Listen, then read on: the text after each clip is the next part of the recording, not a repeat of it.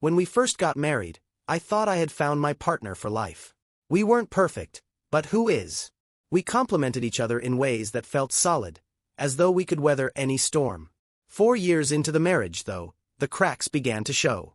They weren't big at first, just little things. The way she became quieter during our conversations, more detached when we planned our weekends. I chalked it up to stress or the natural ebb and flow of life together. Couples go through rough patches, I told myself. I believed in us. The strain became undeniable when we started trying for a baby. We had both talked about having kids early in the marriage, imagining what our future family would look like. But as months turned into years with no success, I could feel the distance growing between us. She blamed herself, then me, then the universe. I didn't care about assigning blame, I just wanted to face it together. But she seemed less interested in together. Her attitude toward me shifted. The warmth in her eyes when she looked at me seemed to fade, replaced by something colder, more calculated. She threw herself into work, staying later and later. I tried to be understanding, even when she canceled our plans or seemed distracted during the rare moments we had together. When I asked if something was wrong, she waved it off, saying I was being overly sensitive. It stung, but I let it go. I told myself it was just a phase. Then, out of nowhere, she announced she was going on a girls' trip. A break, she called it, to clear her mind and relax. It wasn't unusual for her to take trips, but this one felt different. She didn't offer many details, just that she needed to be away for a while. She packed quickly, barely sparing me a glance as she stuffed her suitcase. I asked her where she was going and when she'd be back, but her answers were vague. A couple of weeks, she said, though her tone made it sound more like a guess than a plan. The goodbye was cold, rushed. I stood by the door as she walked out, feeling an ache in my chest I couldn't quite explain. Something about the way she avoided looking back told me this wasn't just about needing space. There was a finality to her movements, a sense that she was leaving behind more than just our house. I told myself not to overthink it. Maybe I was just projecting my fears onto her actions. But deep down, I already knew. In the days following her departure, I tried to keep busy. Work, hobbies, anything to keep my mind from wandering. But the house felt emptier without her, and my thoughts kept drifting back to the way she had been acting. She wasn't answering my texts much, and when she did, her replies were curt and emotionless. It didn't feel like I was talking to my wife. It felt like I was talking to a stranger. I confided in a few close friends about how things had been lately, about her behavior and the sudden trip. They didn't say it outright, but I could see the doubt in their faces. Maybe she just needs time, one of them offered, trying to reassure me. I wanted to believe that, but the sinking feeling in my gut wouldn't let me. Weeks turned into a month, then 2. I started to wonder if she was coming back at all. I asked myself what I had done wrong, what I could have done differently. I replayed moments from our marriage over and over, trying to pinpoint where things had gone off course. But no matter how much I analyzed it, I couldn't find an answer. All I could do was wait, and hope, and try to hold myself together in the process. Therapy became my lifeline during that time. I had never considered it before, but I needed an outlet, someone to help me sort through the whirlwind of emotions that had taken over my life. The sessions were hard, raw. I talked about the loneliness, the confusion, the fear of losing her for good. My therapist encouraged me to focus on myself, to stop blaming myself for things I couldn't control. It was easier said than done, but it gave me something to hold on to, a glimmer of stability in the chaos. Looking back, I realize how much I was already beginning to change. Her absence, as painful as it was, forced me to confront parts of myself I had been ignoring for years. I had spent so much of our marriage trying to be what I thought she needed, trying to make her happy, that I had lost sight of my own needs. Slowly, I started to reclaim pieces of myself. I picked up old hobbies, reconnected with friends I had neglected, and began to see a future where I wasn't defined by her or our relationship. But no matter how much progress I made, a part of me still held on. A part of me still hoped she would walk back through that door and tell me everything was going to be okay, that we could fix it, together. I wasn't ready to give up on us, not yet. But the doubt lingered, like a shadow I couldn't escape. And deep down, I knew that when she finally came back, nothing would ever be the same. When we first got married, I thought I had found my partner for life. We weren't perfect, but who is?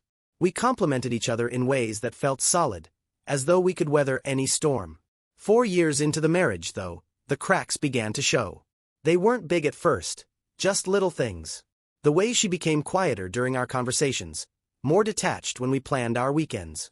I chalked it up to stress or the natural ebb and flow of life together. Couples go through rough patches, I told myself. I believed in us.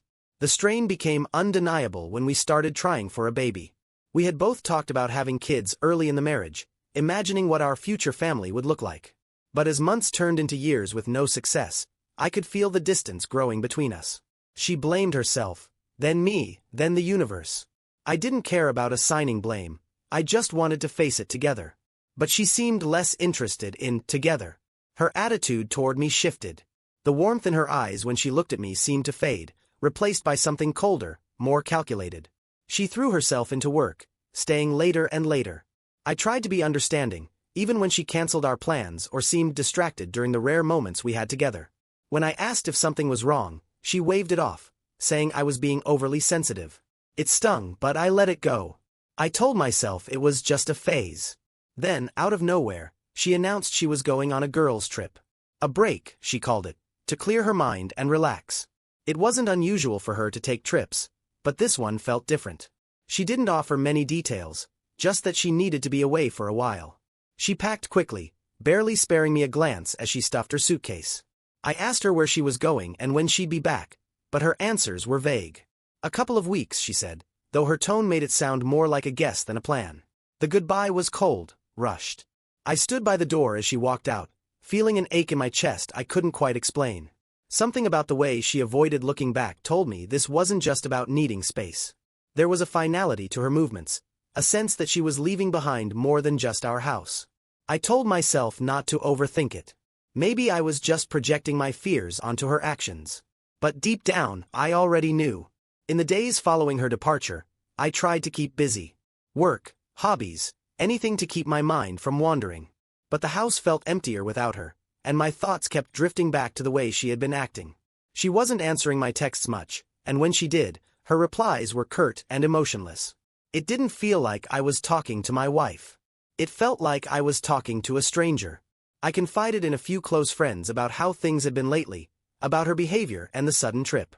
They didn't say it outright, but I could see the doubt in their faces. Maybe she just needs time, one of them offered, trying to reassure me. I wanted to believe that, but the sinking feeling in my gut wouldn't let me. Weeks turned into a month, then 2. I started to wonder if she was coming back at all.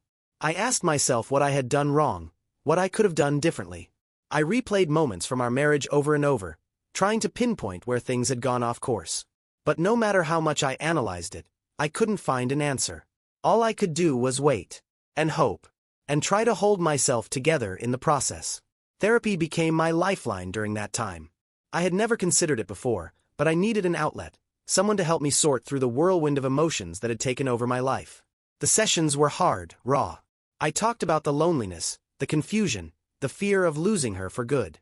My therapist encouraged me to focus on myself, to stop blaming myself for things I couldn't control. It was easier said than done, but it gave me something to hold on to, a glimmer of stability in the chaos. Looking back, I realize how much I was already beginning to change. Her absence, as painful as it was, forced me to confront parts of myself I had been ignoring for years. I had spent so much of our marriage trying to be what I thought she needed, trying to make her happy, that I had lost sight of my own needs. Slowly, I started to reclaim pieces of myself. I picked up old hobbies, reconnected with friends I had neglected, and began to see a future where I wasn't defined by her or our relationship. But no matter how much progress I made, a part of me still held on. A part of me still hoped she would walk back through that door and tell me everything was going to be okay, that we could fix it, together. I wasn't ready to give up on us, not yet. But the doubt lingered, like a shadow I couldn't escape. And deep down, I knew that when she finally came back, nothing would ever be the same. The first few days after she left felt surreal, like I was living someone else's life.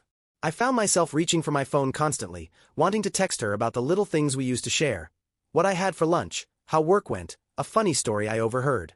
But I stopped myself every time. She had made it clear she needed space, and I didn't want to push her further away. Still, the silence was unbearable. It was like standing in an empty room, shouting, and hearing nothing but your own echo. As the days stretched on, the cracks in my resolve began to show. I couldn't stop myself from wondering where she was, who she was with, and what she was doing. The few times she did respond to my messages only left me more confused. Her words felt distant, detached, barely enough to acknowledge my questions, let alone ease my growing anxiety. I told myself she was just overwhelmed, that she would come back once she had a chance to clear her head. But as weeks turned into a month, that hope started to feel more like a delusion. I tried to keep my routine as normal as possible, but everything reminded me of her. The quiet hum of the dishwasher in the evening, the empty spot on the couch where she used to sit, even the faint scent of her perfume lingering on the throw blanket she always used. I started to avoid certain parts of the house, as if the memories themselves were too heavy to face. Our bedroom became the hardest.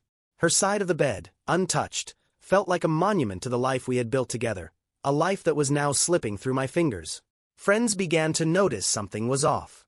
At first, I brushed off their questions, saying she was visiting family or taking a much-needed break. But the truth started to seep out in pieces. I confided in my closest friend, telling him how distant she had been, how her sudden departure felt more like an escape than a vacation. He listened without judgment, but I could see the concern in his eyes. "You need to prepare yourself," he said cautiously, "for the possibility that she might not come back." The thought hit me like a punch to the gut. Not come back. It felt impossible, inconceivable. But as I replayed the last few months in my mind, her behavior began to make more sense. The late nights, the vague excuses, the way she had started pulling away from me even in small moments. It was as if she had been building a wall brick by brick, and I had been too blind to see it until now. I started to question everything. Was I not enough for her? Had I failed her in some way? The guilt was suffocating. I replayed every argument, every moment of frustration, every time I had failed to meet her halfway. In therapy, my counselor tried to steer me away from self-blame, reminding me that relationships are a two-way street. But the doubt still crept in, relentless and unforgiving. As the weeks dragged on, I found myself spiraling deeper into uncertainty.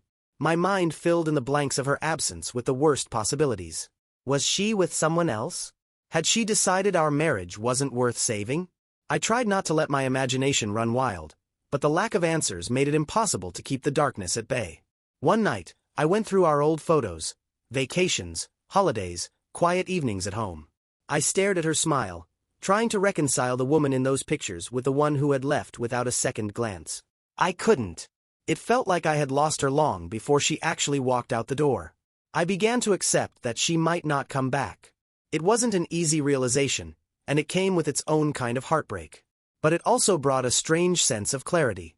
For so long, I had been waiting for her texts, her return, her explanation. But the waiting had taken something from me. It had put my life on hold, trapping me in a state of limbo where I couldn't move forward or let go. And as much as I hated to admit it, I couldn't live like that forever. I started focusing more on therapy, pouring my energy into understanding myself and what I wanted. It wasn't about forgetting her or pretending the pain didn't exist. It was about finding a way to coexist with that pain without letting it define me. I began journaling, putting my thoughts on paper in an attempt to make sense of the chaos in my head. I reconnected with friends I hadn't spoken to in months, leaning on them in ways I hadn't allowed myself to before. I even took up running, something I had always hated but found oddly therapeutic. Through it all, one thought kept surfacing. I deserved answers. If she wasn't coming back, I needed her to say it. I couldn't keep living in this limbo, clinging to a future that might never exist. But as much as I wanted closure, I wasn't sure I was ready for it. Because deep down, I still hoped she would walk through that door, look me in the eyes, and tell me she was sorry. That she still loved me. That we could fix this. But hope is a fragile thing, and as more time passed, mine began to waver. I didn't know where she was or what she was doing, but one thing was becoming painfully clear. She wasn't the woman I had married anymore. And maybe, just maybe, I wasn't the same man either. It was late on a Thursday evening when she came back. The sound of her car pulling into the driveway jolted me from the fog of my routine. I had convinced myself that this day might never come, that she had moved on to some life I wasn't a part of. My heart raced, torn between relief and dread. I stood frozen in the living room as I heard the front door creak open. For a moment, I thought I might wake up and realize it was just another dream, a cruel trick my mind played on me from time to time. But it wasn't. When I turned to face her, my breath caught in my throat. She stood there, not with a suitcase or an explanation, but with a baby in her arms. A baby. My stomach dropped as I tried to make sense of what I was seeing. My wife, who had walked out of our marriage without so much as a proper goodbye, was now holding a child that wasn't ours. She didn't look like someone returning home, she looked like someone bracing for a fight. Her eyes darted around the room, avoiding mine, as if the walls and furniture might offer her some kind of solace. I struggled to find my voice, to ask the questions swirling in my mind, but the words wouldn't come. All I could do was stare at her, and the child, trying to piece together the story she had brought back with her. She started talking before I could. Her tone was measured, almost rehearsed, as if she had practiced what she was going to say 100 times. She explained that during her time away, she had been reflecting on our life, our struggles, and the pressures we faced. She said she had wanted to reset, to find clarity about what she truly wanted. Then she told me that she had adopted the baby, that she had made this decision with us in mind, with the future of our marriage in mind. Her words sounded like a bad script, too polished, too perfect. My instincts screamed at me that something was off. She talked about how she had wanted to surprise me, to bring home a child for us to raise together. As she spoke, her voice wavered, betraying the cracks in her story. I stayed silent, letting her narrative unfold, waiting for the lie to unravel itself. And it did. Not in a sudden confession, but in the subtle inconsistencies that started piling up. The timelines didn't add up. The details of the adoption process were vague and suspiciously incomplete. When I pressed her, calmly but firmly, her facade began to crumble. Her confident tone gave way to defensiveness, then desperation. Finally, after what felt like hours of evasion, the truth came out. The baby wasn't adopted. It was hers. Hers and another man's. I don't know how to describe what I felt in that moment. Anger, betrayal, sadness. It was all of those things and more, a storm of emotions that left me hollow and numb. She tried to justify it, to explain how she had fallen into someone else's arms during her time away. She said it wasn't planned, that it just happened, as if that would somehow make it less devastating. I couldn't focus on her words anymore. They became a blur of excuses and half-truths, drowning in the roar of my own thoughts. All I could see was the baby in her arms, a living, breathing reminder of everything she had taken from me. The life we had built together, the trust we had shared, the future I thought we were working toward, it was all gone. She begged me to understand, to give her another chance. She said we could start over, that we could raise the child together and rebuild what we had lost. Her pleas felt manipulative, like she was trying to rewrite the story of her betrayal into some kind of romantic redemption arc. But I wasn't buying it. I wanted to scream at her, to demand answers, to make her feel even a fraction of the pain she had caused me. But I didn't. I couldn't.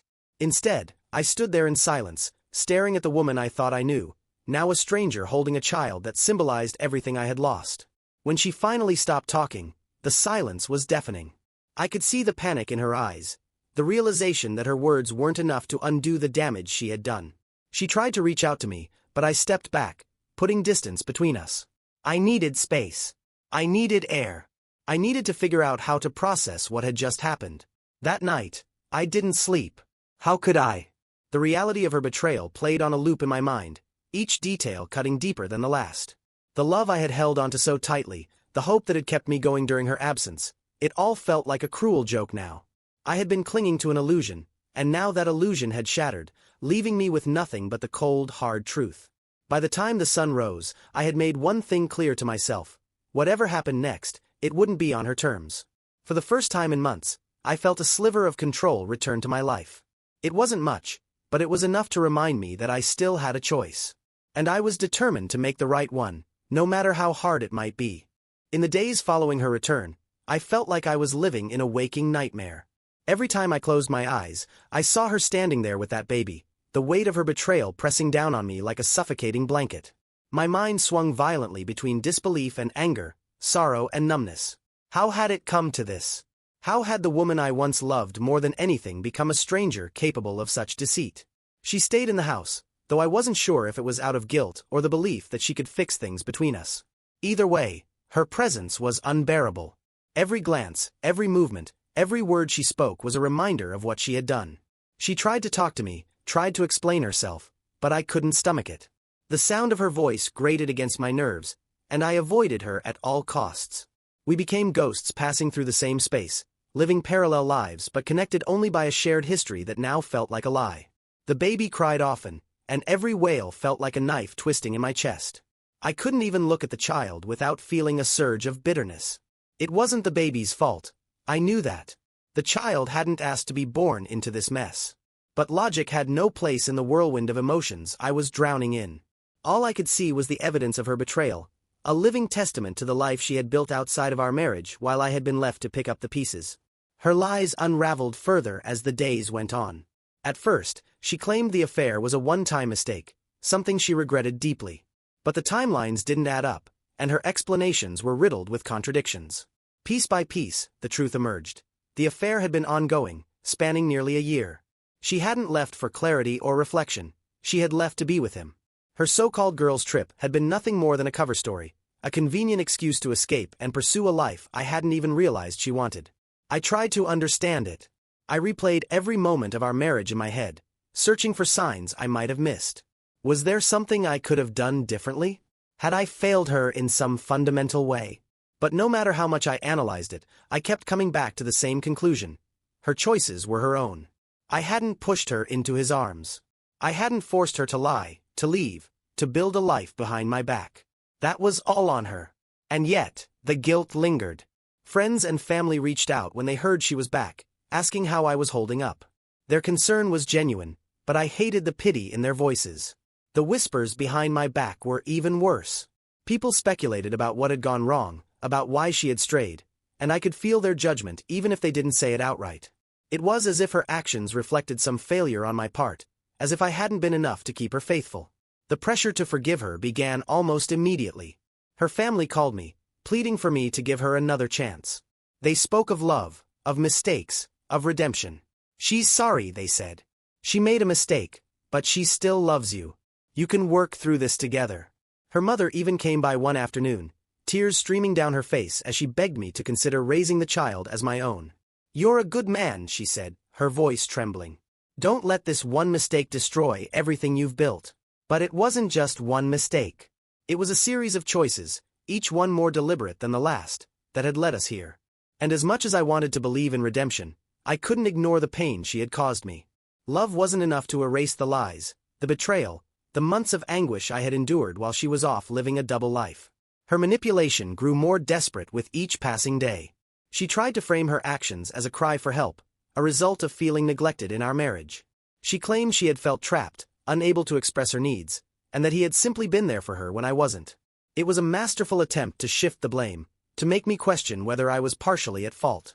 But I wasn't falling for it. I saw through her words, saw the self-serving narrative she was trying to spin. She wasn't sorry for what she had done, she was sorry she had been caught. Her pleas for forgiveness weren't about saving our marriage, they were about saving face, about avoiding the consequences of her actions.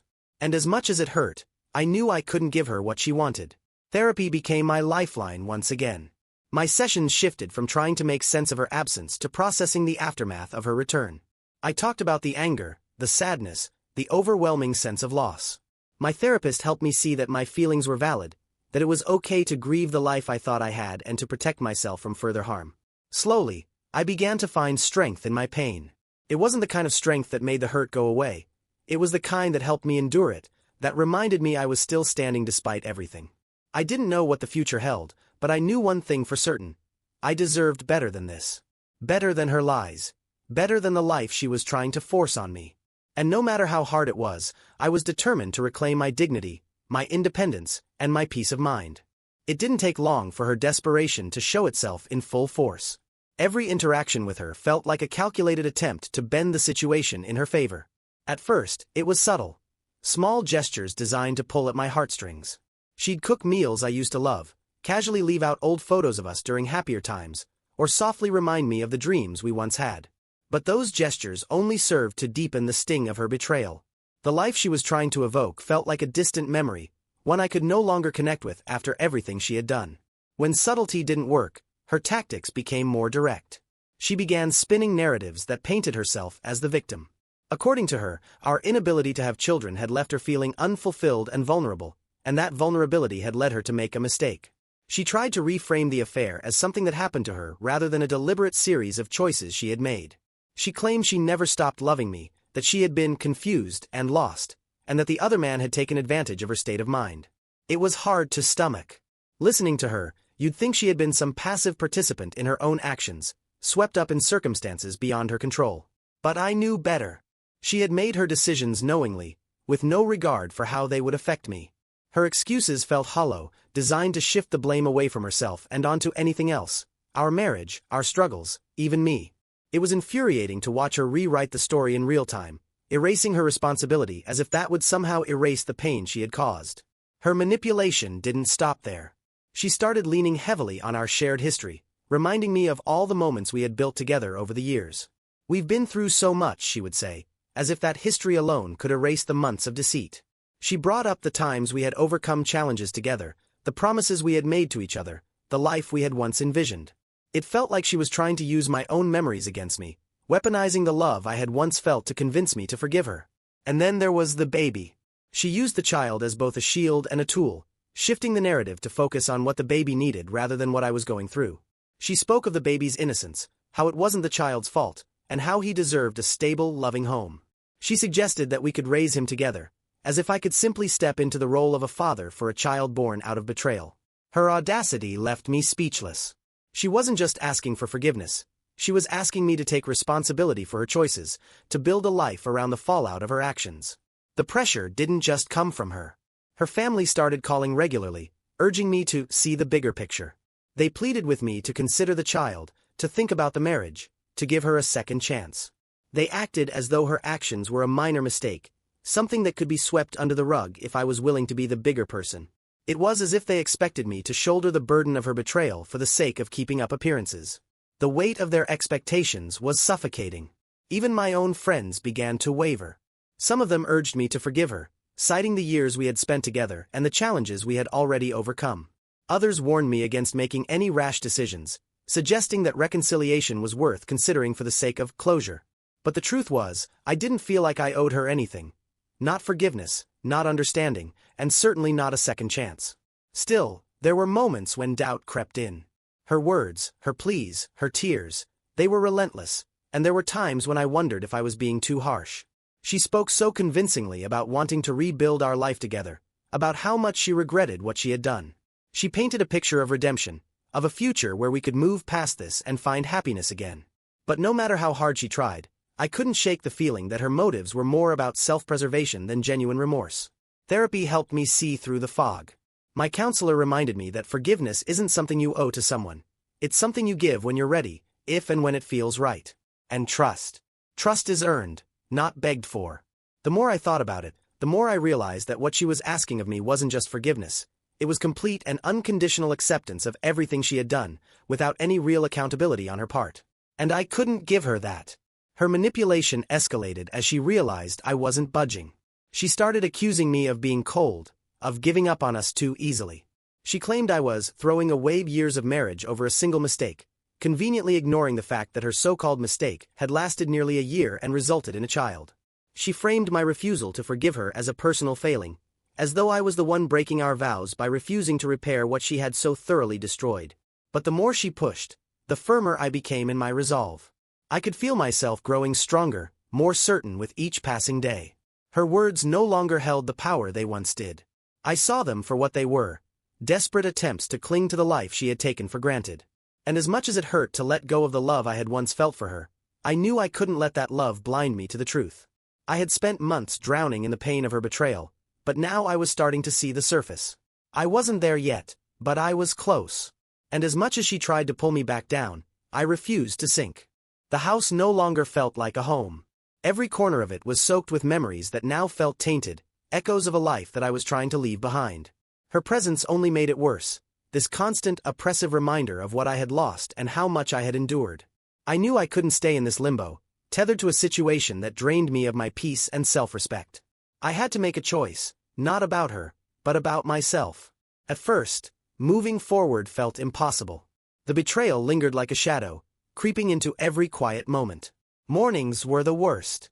I'd wake up with that fleeting disorientation, those few seconds before reality set in, before I remembered everything that had happened. Then it would hit me like a wave, the weight of it crushing, the sharp reminder of the life I thought I had versus the life I was now living. Therapy became a refuge in ways I hadn't anticipated. I stopped going just to talk about her and started focusing on me, what I wanted, what I needed, and how to rebuild after something so catastrophic. My therapist helped me reframe the experience, not as a failure on my part, but as a painful chapter in a much longer story. I learned to stop internalizing her choices as reflections of my worth. Her betrayal wasn't about me. It was about her. That was a bitter truth to swallow, but an important one. I started to find solace in routines. Simple things, like waking up early to watch the sunrise with a cup of coffee or taking long walks in the evening, became acts of reclaiming my time and space. They were small victories, but they mattered. I began to rediscover parts of myself I had neglected over the years. I picked up hobbies I had once loved but set aside for the sake of our life together. Reading, woodworking, running. Each of these little acts felt like pieces of myself falling back into place. Reconnecting with friends brought its own kind of healing. For months, I had isolated myself, ashamed of what had happened, unwilling to open up about the pain I was carrying. But when I finally started sharing, I realized how much support I had. They didn't judge me, didn't push me to move on faster than I was ready. They just listened. And in their listening, I felt seen in a way I hadn't in a long time. It reminded me that there were still people in my life who valued me for who I was, not for who I had been in the context of my marriage. There were setbacks, of course. Grief isn't linear, and healing doesn't happen in a straight line. Some days, I'd feel like I was making progress, only to be blindsided by a memory or a thought that would knock me off balance. I'd see a photo of us buried in the back of a drawer, or hear a song we used to listen to, and it would all come rushing back. The anger, the sadness, the sense of betrayal, they were always just beneath the surface, ready to resurface when I least expected it. But over time, those moments became less frequent, less consuming. I stopped feeling like a prisoner to my emotions and started to see them as visitors. Unwelcome, perhaps, but temporary. The grief was still there, but it no longer defined me. It became something I carried, not something that carried me. One of the hardest parts was confronting the future. For so long, my vision of what lay ahead had been tied to her, to us. Letting go of that vision meant stepping into the unknown, into a future I hadn't planned for. It was terrifying at first, but there was also a strange kind of freedom in it. For the first time in years, I wasn't trying to shape my life around someone else. I could focus entirely on myself, on what made me happy, on what I wanted to build. I found joy in small, unexpected places. A weekend spent hiking with an old friend. A new recipe I tried on a whim. A quiet afternoon lost in a book. These weren't grand, life-changing moments, but they were enough to remind me that there was still beauty in the world, even in the midst of pain. They were enough to keep me going. Eventually, I began to feel a shift. It wasn't dramatic, no epiphany or sudden burst of clarity. It was quieter, slower, like the gradual return of warmth after a long winter. I started to feel lighter, more in control. The anger that had consumed me began to fade, replaced by something softer. Not forgiveness, exactly, but acceptance. Acceptance that what had happened couldn't be undone, that the life I had envisioned was gone, but that I could still build something new. I knew I wasn't fully healed, that there was still work to do. But for the first time in a long time, I felt hopeful. Not for us. There was no us anymore. I was hopeful for me. For the person I was becoming. For the life I was slowly reclaiming. And while she still lingered in the background, with her empty apologies and her manipulative attempts to pull me back in, I no longer felt trapped by her. I could see her for who she was, without the rose-colored glasses I had worn for so long. She had made her choices, and I was making mine. Choices that put me first, that honored the pain I had endured and the strength I was finding. Healing wasn't a destination, it was a journey. And for the first time, I felt like I was on the right path. The moment I told her we needed to talk, I could see the fear flash across her face. She knew. Deep down, she must have known this conversation was coming.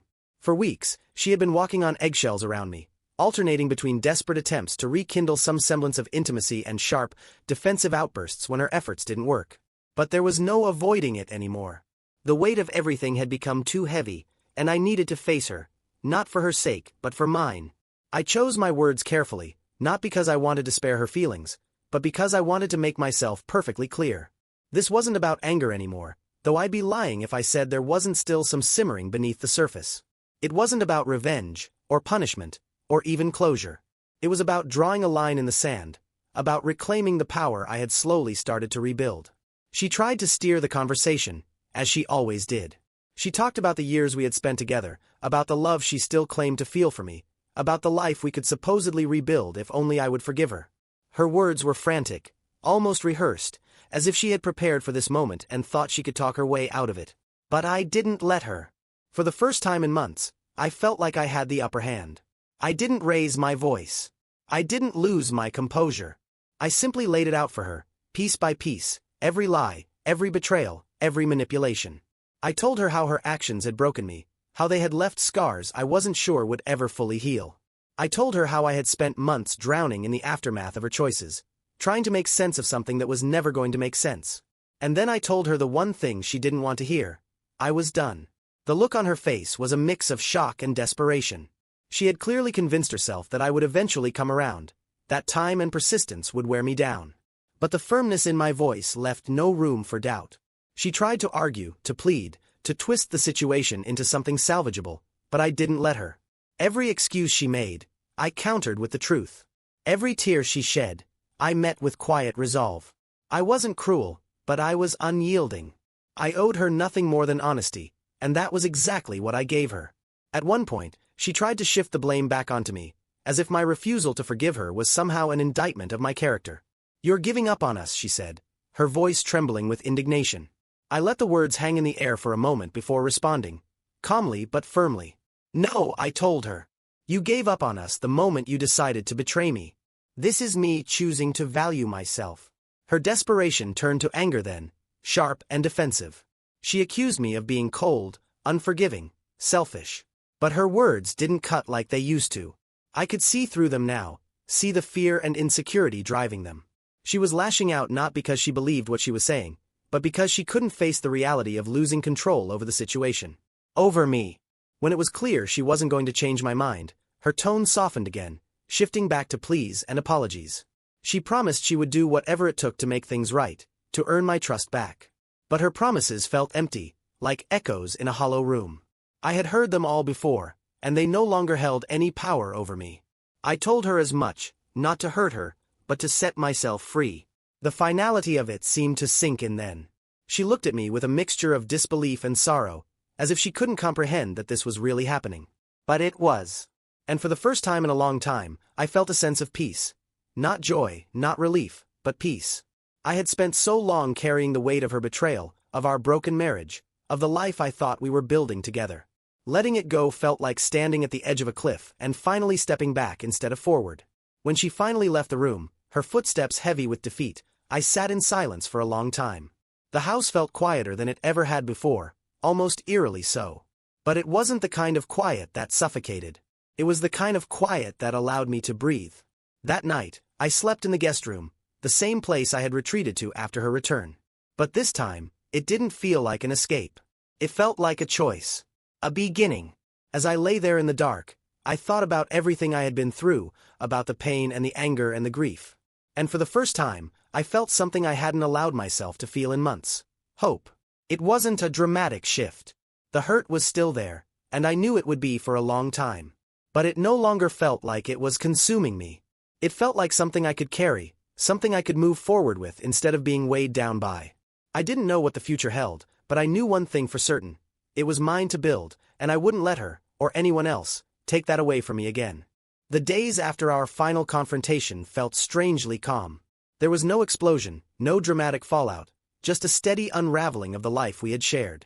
She stayed in the house for a few more days, trying to maintain some semblance of normalcy, but the silence between us was deafening. It became clear, even to her, that there was no way forward for us. This wasn't a pause, a temporary break to patch things up. It was the end. And for once, I didn't feel conflicted about it. I felt certain. She left on a Tuesday morning. There were no tears, no dramatic goodbyes. Just the sound of her car pulling out of the driveway and fading into the distance. I stood at the window, watching her go, and I realized I didn't feel the pain I thought I would. Instead, I felt lighter. The weight of her lies, her betrayal, her manipulation, it was finally gone. The house was mine again, and so was my life. For the first time in months, I felt like I could breathe. The first few weeks were about reclaiming the space as my own. I packed up the remnants of her life and put them in boxes, ready for her to collect whenever she wanted. The act felt cathartic, like I was physically removing the remnants of the hurt she had caused me. I rearranged the furniture, painted a few walls, and hung up pictures that reminded me of happiness untainted by her. It wasn't just about changing the house. It was about rebuilding a sense of home that belonged to me. I leaned heavily on my routines to ground myself. Mornings became a ritual of calm, coffee on the porch, a run through the park, and quiet moments where I let myself simply exist without the noise of her betrayal clouding my mind. I began to explore hobbies I had set aside during the marriage, throwing myself into woodworking projects and photography. It felt good to create something with my hands, to see the tangible results of my effort and focus. My friends noticed the change in me. They said I seemed more present, more at ease. And I realized they were right. For so long, I had been consumed by the pain, the confusion, the endless loop of questions about what I could have done differently. Letting go of her had freed me from that cycle. It wasn't that the pain had disappeared, it was still there, but it no longer defined me. It had become a part of my story, not the whole of it. Her family reached out a few times, trying to mediate, to convince me to reconsider. But their words had no power over me anymore. I didn't owe them, or her, anything. Forgiveness wasn't something I could be pressured into, and reconciliation wasn't something I wanted. The chapter with her was closed, and I had no intention of reopening it. Oddly enough, it was the baby that lingered in my thoughts the most. Not because of what he represented, but because of his innocence in all of this. He hadn't asked for the circumstances of his birth, hadn't chosen the chaos his mother had created. I thought about him sometimes, wondering what kind of life he would have, whether he would grow up knowing the truth about how he came to be. But those thoughts didn't carry the same weight they once had. They were just passing flickers, a quiet acknowledgement of something I couldn't control. As the weeks turned into months, I began to feel a sense of peace I hadn't thought possible. I wasn't just moving on, I was moving forward. Therapy continued to be a cornerstone of my healing, helping me navigate the complex emotions that still surfaced from time to time. But those moments of pain and doubt were becoming less frequent, less intense. They were replaced by something I hadn't felt in a long time: contentment. I started to see a future that wasn't defined by loss or betrayal, but by possibility. I didn't know what that future would look like, but I wasn't afraid of it anymore. For the first time, I wasn't clinging to the past or trying to rewrite it. I was focused on the present, on building a life that felt authentic and fulfilling. One evening, as I sat on the porch watching the sun dip below the horizon, I realized I hadn't thought about her all day. It was a small thing, but it felt monumental. She no longer occupied every corner of my mind, no longer dictated my mood or my choices.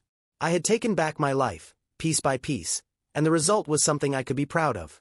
The scars were still there, of course. They always would be. But they no longer felt like wounds. They felt like proof that I had survived, that I had endured, that I had come out the other side stronger than I ever thought possible. I wasn't the same man I had been before her betrayal, and that was okay. I was someone new, someone better. The sun disappeared completely, leaving the sky awash in shades of orange and pink. I sat there for a while, letting the stillness wash over me. For the first time in a long time, I wasn't waiting for anything. For her, for closure, for answers.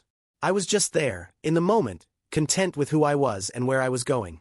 And that, I realized, was the true victory.